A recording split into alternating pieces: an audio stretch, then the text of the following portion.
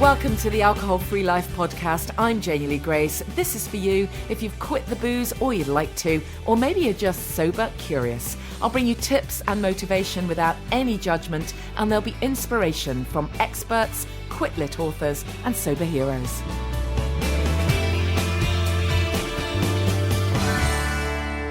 Hi, this is Janey Grace. Welcome to the podcast Alcohol Free Life. I hope you've had a good week. It's been another mad, busy one here. We're into our second week of the Sober Club. It's absolutely rocking. Tell you a bit more about it later on. I won't always be wanging on about it, by the way, because we are going to be closing the doors soon for founder members. But at the moment, it still feels super exciting. We're just into our second week and we've got some just fabulous stuff going on, some amazing content. I've been blown away by the amount of people who've said yes as soon as I've asked them whether they'll share their expertise. So we've really got some amazing people in the club, and we have a little exclusive Facebook group as well, which is totally rocking. So thank you if you're part of it, and if you aren't part of it yet but you'd like to be, check it out. It's thesoberclub.com. We still have our founder membership rate there. I'll remind you more about it later. But I thought that this week what would be great is to, because I've been doing the Sober Club, of course, I've been really thinking a lot about nutrition and about fitness. And, you know, so many people, whatever stage they're at in their journey, they almost always want to have a rethink about their diet, whether it's that they want to lose some weight or they want to just get healthier or they want to ditch the sugar. You know, that can be a big one. So in the Sober Club, we have masses of content, lots already there and lots on the way around this, and some fantastic experts. I hope you enjoyed the naturopath last week, by the way, Katie Ruan. She was great. And I've got lots more coming up in that arena. But one area that I haven't done very much on is fitness. And again, that's another thing that so many people find that they turn to once they've ditched the demon drink. They've got far more time and energy, literally, if they've got the energy, to sort of move their backside, really. And for some people, it becomes a new, healthier addiction, actually sort of taking off to the gym or starting to run or whatever it might be. Now, I've confessed before that I find this hard. I suppose lazy. I suppose there's no other way of describing it, really. I just don't enjoy that kind of exertion. I love dancing, don't get me wrong. Any Strictly producers listening, I'm your gal.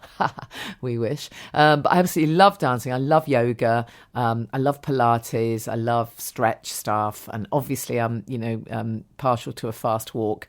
But I do not find running easy. I don't know what's going on there with me. I can't seem to run.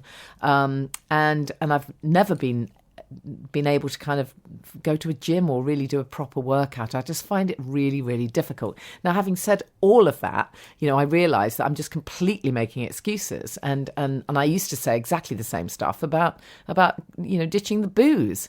So I know that, it's that thing of I'm kind of talking to you and pointing a finger at you, and I've got, the four coming back at me, because, maybe it is time for me to actually make a change now, as well as inspiring, hopefully, and encouraging other people to look at their health and well-being. I'm queen of telling people what to do, how to really look again at their nutrition and all of this. But the fitness, I have not got it cracked. I'm completely honest with you on that. So I love it when I get to talk to people or get to interview people who have a different approach to me, of course, and they're inspirational, but they're also very realistic. And I think that has to be the starting point.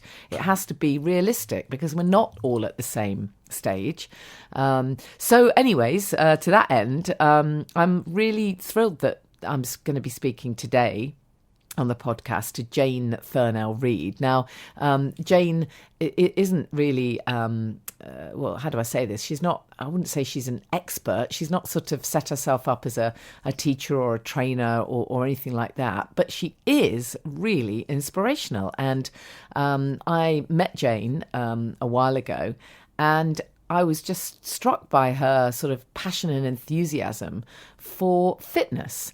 I know she won't mind me saying she's an older woman, and she's just really very, very inspiring as to how we can age well and remain active, as we age, because I absolutely do believe in the use it or lose it mantra. There's no doubt about that. So I thought it'd be great to bring a different voice onto the podcast this week. Someone who is a little older, perhaps wiser, and absolutely passionate about fitness. In her case, as you'll hear us talk, lifting weights and thinking about really strengthening your bones, which of course is crucially important. But she's also a vegan, and so she brings another whole layer to that. And again, she's very realistic in the food swaps that she suggests. So whether or not you intend to be vegan, you'll still really benefit from this conversation. I hope. She's totally inspirational. You can find her on Instagram. Again, that was almost an accident, for Jane, as she'll tell you in the interview. She started posting a few videos, and suddenly she's got all these followers. It's amazing. So, anyways, Jane Thurnell-Read, enjoy.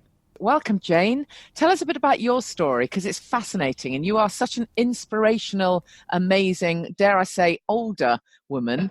But you certainly don't look it for anyone who's watching the video. But you're just such an inspiration, and I love hearing about all the stuff you do. So just share a little bit about your story with us.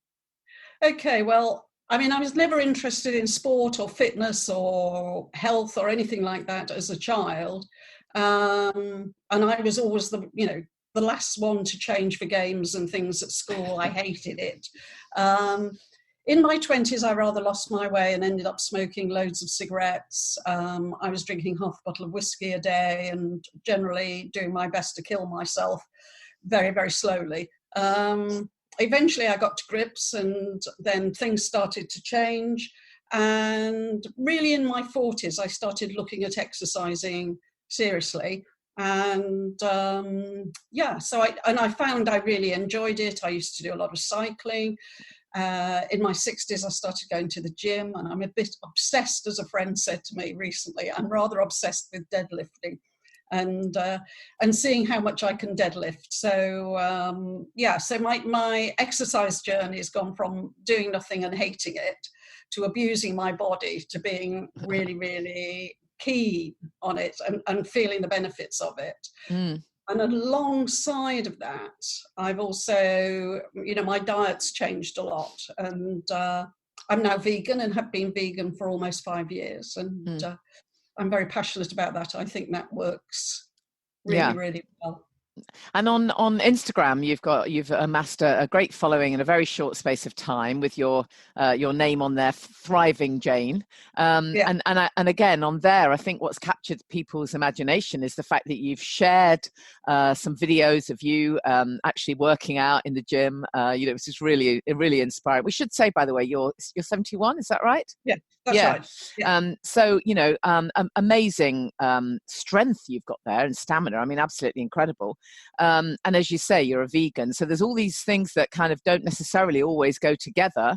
And I really love the fact that you also try to make it really kind of you try and encourage people to bring this into their life, whatever stage they're at. Now, there'll be lots of people listening who I mean, like me, I have to confess, I'm not a gym bunny. I really don't enjoy going to the gym.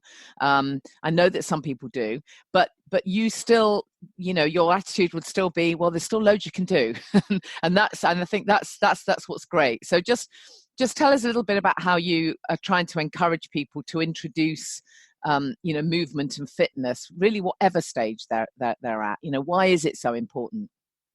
Yeah, I mean, that started actually completely by accident. I was just doing my own stuff and talking to people about it. And people kept on saying, oh, you're really inspiring, And then a friend said, you should be posting pictures of you in the gym on Instagram. And I started doing that. And I got amazing responses from lots and lots of different people, saying, you've inspired me. Somebody said, I decided to start going to the gym as a result of seeing your videos. I'm 55 and I normally go for a walk, but you've made me want to go to the gym, so I've signed up and I start tomorrow.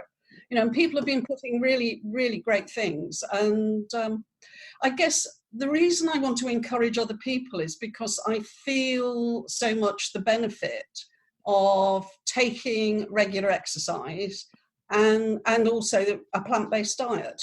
Both of those have transformed my life. And like everybody who gets their lives transformed, you always want to share it. Of course. I mean, for anyone who's, relatively recently ditched the booze, that often is the time when people start to, they have a little bit more time on their hands. And of course, it's a fantastic new addiction to take hold rather than drinking. But where do you start? If you maybe haven't done much exercise in years, perhaps you're carrying a bit of extra weight or you're really not very fit. Because it is the getting started, I think, that's so hard for a lot of people.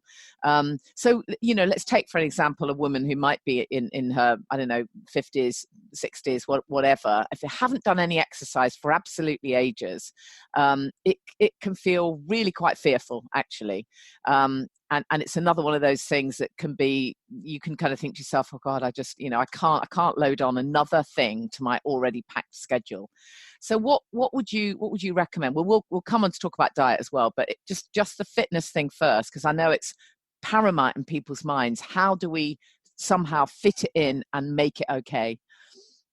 Well, I think one of the things I always say to people is if you fit it in, you actually you end up with more extra time, because like you can run upstairs, you can run to catch a bus, your posture's better, everything's better. And so your everyday life becomes easier. Right. And now, there's loads and loads and loads of evidence about the effect of exercise on our mental health. And obviously, so if you're feeling more positive, then you can deal with all sorts of things in your life. Yeah. And I know on the days I go to the gym, I may be tired afterwards. And sometimes I think, I don't have time. But then things to do with work or relationship stuff or anything, because you've got that solid, I've been to the gym and I've done that, and you've got the positive endorphins from it, then you can cope more easily with the rest of the day. Mm. I think one of the dangers is people wait for it to be the perfect time to start exercising. Rather like giving up drinking. Yes, we procrastinate, don't we? We put it off. Yes, I'm going to start next week or after my holiday, or, when I'm going to lose the weight and then I'm going to start going to the gym. I'm going to work out at home and then I'm going to start doing something, in public. Then I'm going to start running in public or something, but I'm going to do it at home first. Yeah. And most people who say that sort of thing actually never actually get to the point when they're exercising. So I think you just have to bite the bullet and do it. Yeah, no, absolutely. And then so for those of us who aren't going to hit the gym, then what else can we do? I guess it's a case of finding something you enjoy, at least a bit, because otherwise you probably won't keep it up. Yeah, absolutely. So, what else can we do that will have, reasonable benefits reasonably quickly, but won't absolutely exhaust us and put us off if we're new to it all? I want it all way round, don't I, really? Yes. Well, obviously... running is a great one for some people. And there is a wonderful program, a wonderful app called Couch to 5K. Yeah. And a lot of people swear by that. And you start off, I think you run or jog. You start walking, I think, to start, don't you? And then, yeah. But do you think that, but do you think, on that note, that's an interesting point, because you're right. And I tried Couch to 5K, but right. I think I made the mistake. I may have said this before, but I don't know whether everyone's shape, I don't know whether everyone's built to run, because I was so hopeless at it. And then what happened was, when I actually kind of broke into a run, finally, I was running down the canal path and I just kind of tripped up and slipped and came home bruised and bleeding. And the kids are sort of at the door going, that worked really well, didn't it? Not. but was it that I had the wrong shoes, or that I shouldn't have been running on a canal path, or is it possible that actually, you know what, I'm not built to run? I think we're probably all built to run. Some of us Do are you? built to run That's just one of faster. my excuses, isn't it? Yeah. I don't particularly enjoy running, and so I don't run because I mean, not in general, because it's something I don't enjoy. I actually don't mind running on the treadmill in a gym so much.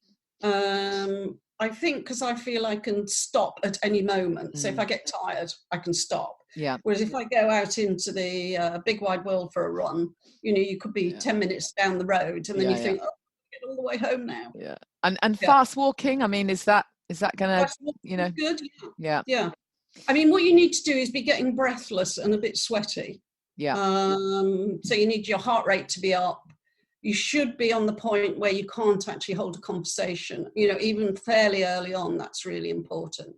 I mean, in terms of the gym, I often see people, particularly women at the gym, and they're using very light weights. They're often chatting to the friend they went with, and they're not really working out, and so they don't see any improvement.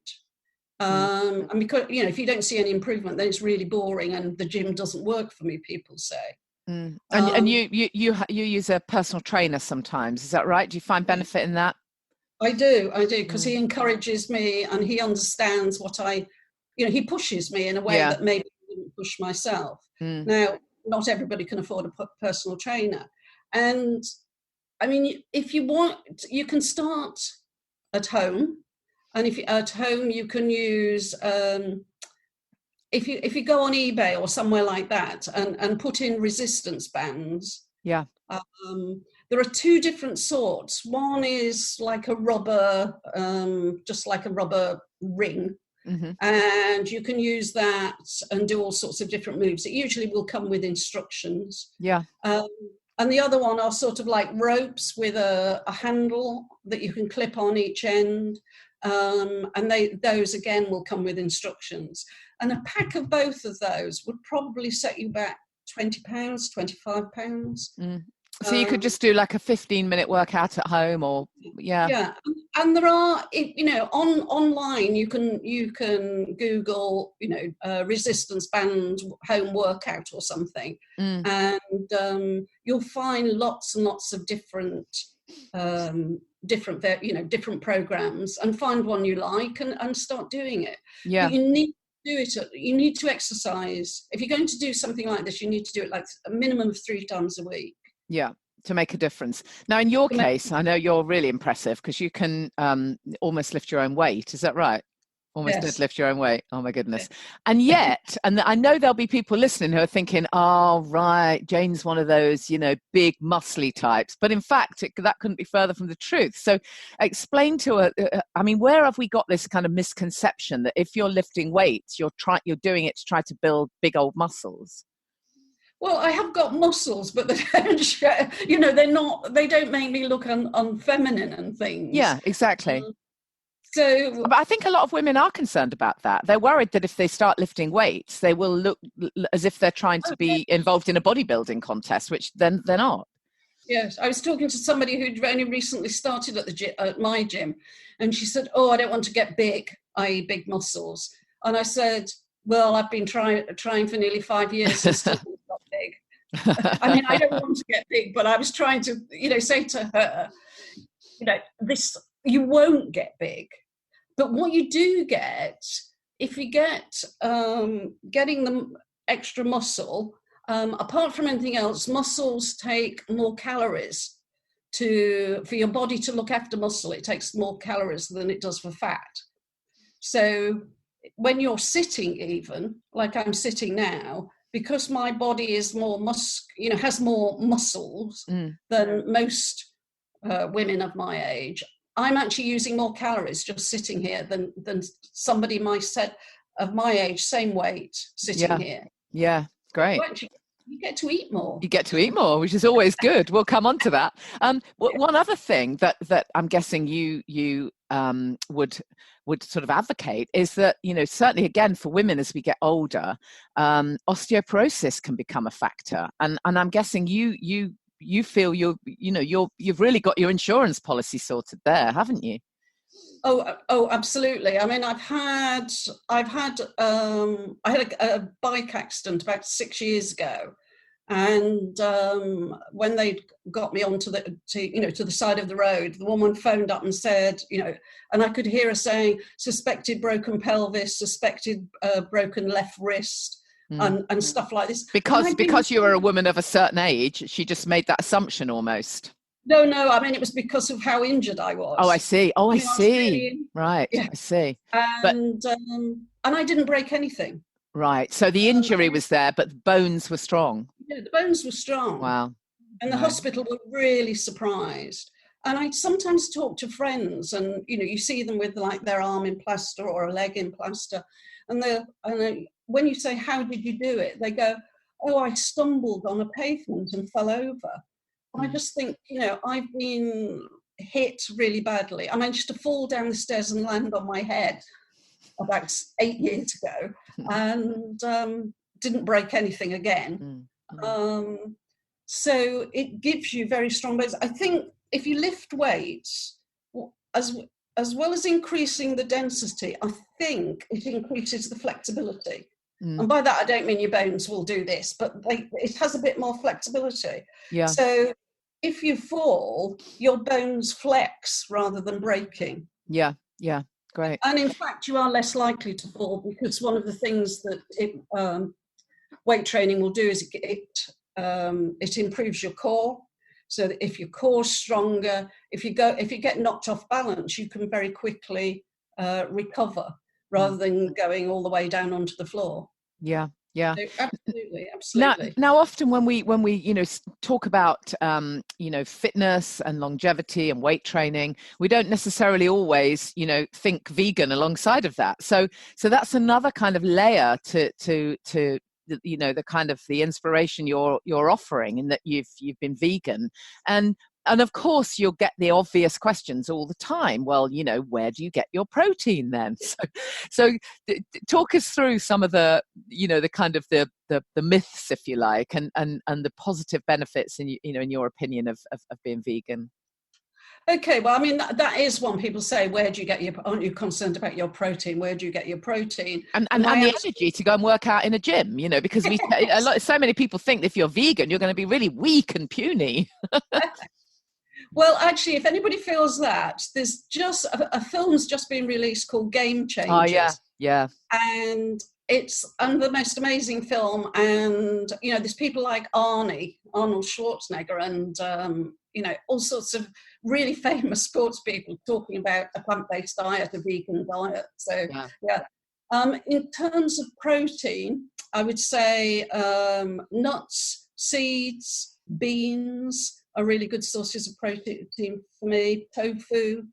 In fact, there is protein, like bread has protein.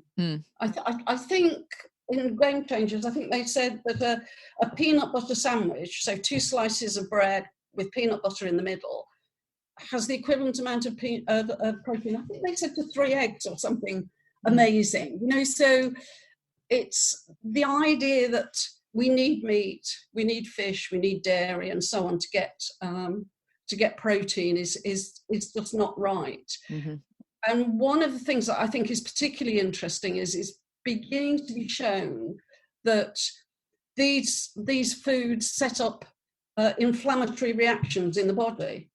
Now, when we think about inflammation, we often think about little old ladies with arthritis, or maybe a friend who's got irritable bowel syndrome and gets flare-ups every so often. So that's what we often think about when we think about inflammation. But there's more and more evidence that that inflammation in the brain has been linked to all sorts of mental health issues. Yeah. So if you're eating meat and dairy, you're actually priming your body into an inflammatory state. And it won't be just a tiny bit of your body, it's the whole body. So your brain is going to be somewhat inflamed. So there's big suggestions around that. There seems to be a link with anxiety, schizophrenia, depression, and so on, with inflammation that's going on in the brain. So, and one of the ways to counter that is by having a diet that doesn't have those inflammatory foods in.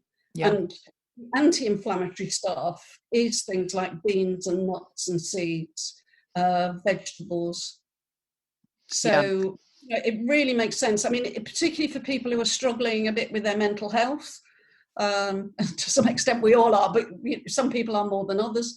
And I would really, really recommend that they look to shifting towards the plant-based diet, even if they don't want to become fully vegan. Yeah, I mean, I think certainly at the beginning, often when people ditch the booze, they're really kind of aware of the need to kickstart the liver again and cleanse the liver a little bit. And of course, one of the best ways to do that is, cruciferous vegetables, dark green leafy veg, putting the good stuff in.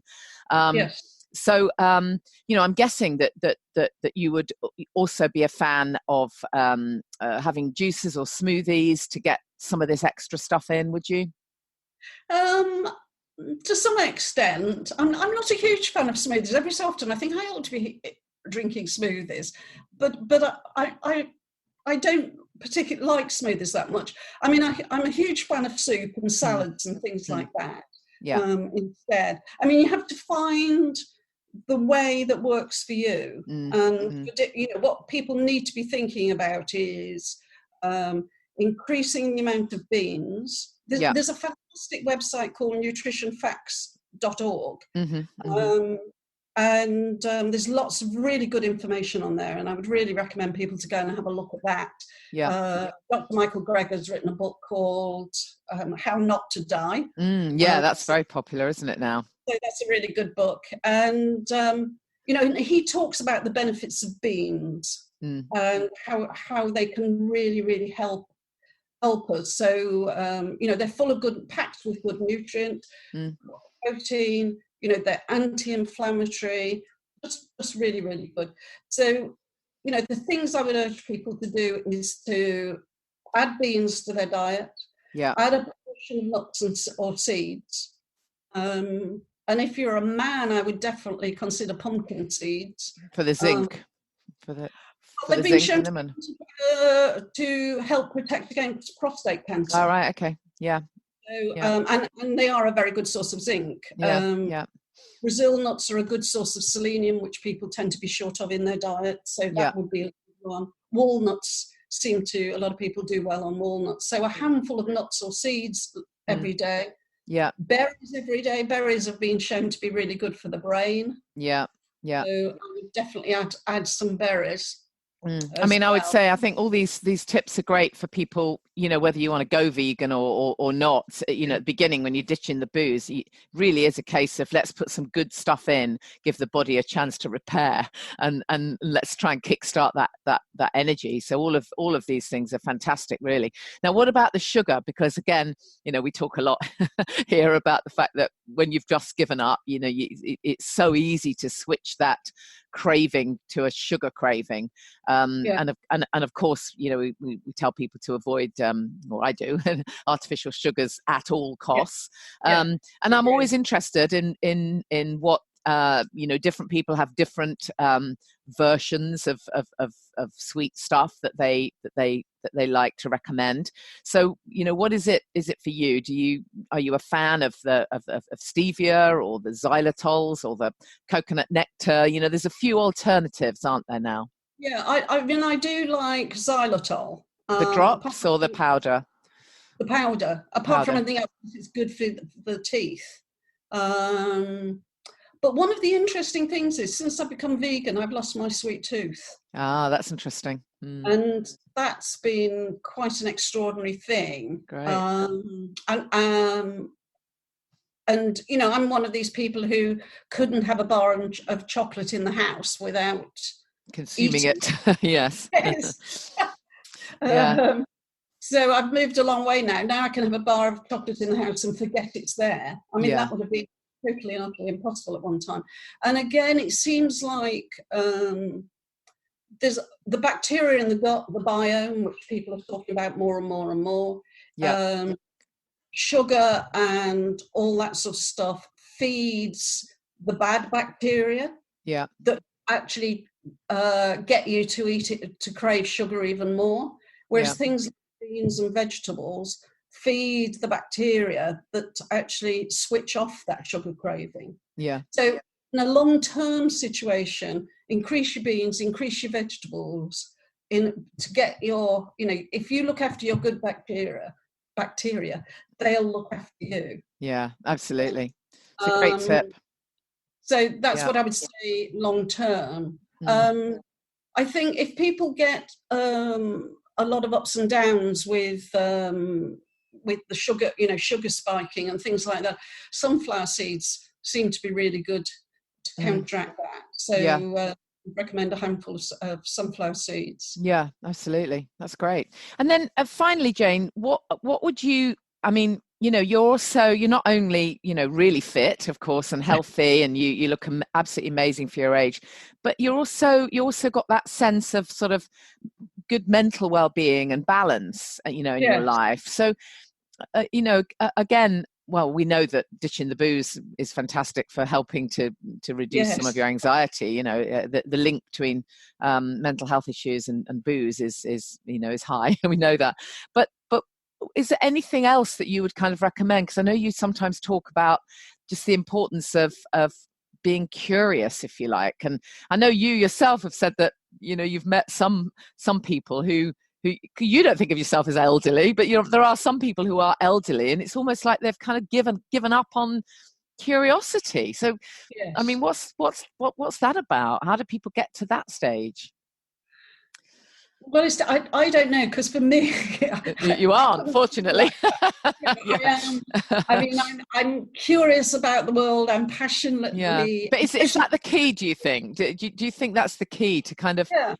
I mean, how do we kickstart that? If someone has been perhaps through a phase of feeling really quite down, and then that can make you quite isolated. How would they step away from that? How would they make a start towards that mental well-being apart from diet? Yeah. So I mean, you have to make lots of little small steps. One of the things I always say is you have to think it's not about me. And I think what happens is people get anxious, anxious about what other people are thinking about them, anxious of appearing silly, anxious about making mistakes, anxious about looking too fat, too old, too thin, too wrinkly, whatever it is. And so it's like so their whole attention is focused on them. So everybody around them, they only see them in relation to themselves. Yeah. Whereas what I do is I'll say I go to an event, I will often look for the person who looks like they're standing on their own, looking nervous, and I'll go and talk to them. And sometimes, you can, after you've spoken to them a bit, think, why they're on their own. But very often, they actually turn out to be really interesting people, but just they're a bit shy. And then you end up having a great conversation. And I just feel, just being interested in other people. I'm really curious about what makes people tick. I like talking to people who have very opposing political views to me. I sort of seek them out, and then I ask them about, can you explain to me why you think this, why you feel this way? And I try not to get into an argument, but to just listen and understand. I might then put my point of view. I'm just curious about the world, curious about everything in it. I'm curious about how fit I can be, how strong I can be, and all sorts of things. Yeah. Great. So just tell us where people can see more of your stuff, Jane. Okay, so there's janethurnell.read.com, which is my website. Do you want me to spell that, or is that No, okay? I'll put that in the show notes. That's fine. Okay, so it's JaneThurnell-Read.com, and on Instagram, which is where I post all my gym videos and lots of vegan food pics and things like that, and that's at Thriving Jane. Brilliant. Jane, not Jane, Jane. I'm too old called Jane. Jane Thurnell-Read, thank you so much. Thank you. Okay, thank you. So that one was definitely talking to me, right? Time to go and get myself some fitness bands, if nothing else, and start doing a workout of some kind. I will report back. So Jane also has done a separate bit of bonus content for us in the Sober Club. That's one of the things that we're doing in the club is some of our podcast guests are going to do some exclusive content for us. It's just another great reason to join us in the Sober Club if you're so inclined. Just to explain, if you haven't heard me talk about it before, it's online, it's a website. You can go to the website and there's a few blog posts and things there. And then if you actually register and pay to join us, it's just a special beta rate, they call it. That means it's early days, it's the beginning. And if you come in as a founder member at the rate of $9.99, then you get to stay at that rate, the same rate that every month for as long as you want to be in the club, and it will never be cheaper than that. And we are going to close the doors for a bit. I was going to close the doors this weekend, but I'm speaking at an event on Sunday at the Wonderment Retreat, just in Berkshire. And then next week, I've actually been invited onto a couple of radio shows to talk about the Sober Club. So I thought, well, we better leave it open next week then. So it'll be open for probably another week, and then we'll close the doors, and then we'll reopen again. But obviously the price is going to go up then, because we'll have even more content. As it is, we've got some amazing content in the club. I am really proud of it, because I've got so many great experts who've been willing to share their stuff with us. We've got Elsa Frank, the hypnotherapist, who we've interviewed on the podcast. When you first sign up, you get a free 10-minute de-stress your life hypnosis audio download, courtesy of Elsa Frank. So that's pretty cool. That's a bit of a no-brainer, right? And then within our Mindset Buzz section on the course, we've got a 3-video series from William Porter, who did a great Q&A just for our members as well last week. That's all about beating cravings and how you deal with those sort of triggers and cravings. Not just for alcohol, it may be that you gave up the booze a long time ago, but now you find yourself craving sugar or cigarettes or whatever it might be. So that's a super useful video series. And there's another download as well from Elsa Frank on how you can make behavior changes, easy tips for behavior change. And then over in our nutrition and fitness buzz section, we've got a bunch of stuff. There's some interviews with a naturopath, a different one to the one we interviewed last week. We've got some great recipes. We've got lots of stuff about drinks. We've got something on Pilates, an interview on Pilates, and we're going to be uploading some Pilates workouts. And then we've got various meditations. There's a whole bunch of stuff, and everything is focused around health and well-being, mindset, fitness. It's all about the holistic picture, really, all underpinned by that decision to ditch the booze or by the sobriety that you already have. And then if you are starting out, or if you're now at the stage where you want to crack another addiction, then we have an online course, Get the Buzz Without the Booze, which is a 3-month course, which has a kind of workbook as well, that people are working through. And then, as I say, there's an exclusive Facebook group, which is totally rocking it. There's so many lovely people in the community who are just, very, very supportive of each other, even though people are at different stages. There's already some great tips and recipes and ideas, and everyone's just really very encouraging. So if you want to be part of it as a founder member, you can help shape it. We'd love to have you involved. It's www.thesoberclub.com, and please come over and join us while we're in our founder member stage. It would be lovely to have you there as part of it.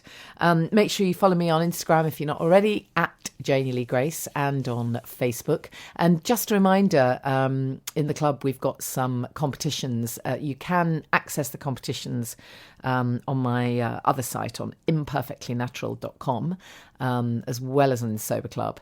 And there's just a very short space of time. It might be another week left before we close the competitions to win various alcohol-free drinks. So there's a comp there to win some Sea Arch, which is a fabulous botanical not gin, one of my absolute faves.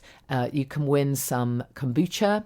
You can win some Jeffrey's tonics. They're absolutely great. They were one of the winners in our Platinum Awards alongside Sea Arch, actually. And there's some non-such shrubs, I think. There's a competition to still win some of that. And then there's also a competition to win I think it's a case of 12 alcohol-free beers from the Dry Drinker. So great selection there of competitions. And, if you don't enter, you're not going to get a chance to win. So you may as well give it a go. And I will look forward to seeing you very soon. Coming up in the next few weeks, I'm going to be interviewing Laura Willoughby from Club Soda.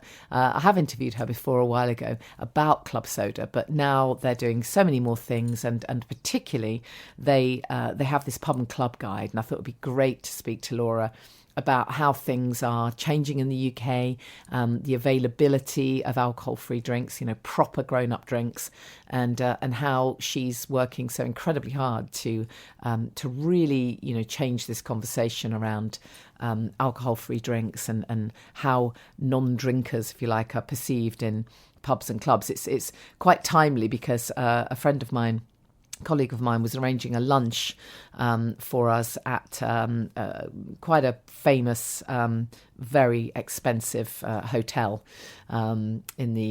just outside London, and she rang ahead and said, what can you provide for non-drinkers? Just as you would if you had a dietary requirement. You would check the vegan options or the gluten-free options or whatever, and they basically said, well, we have a mocktail on offer, which we know will be okay, but it's going to be quite sugary, or you can bring your own. She had asked whether they had any alcohol-free fizz or anything like that, and they said you can bring your own alcohol-free wine, and the corkage is £25 per bottle. So I thought, ouch.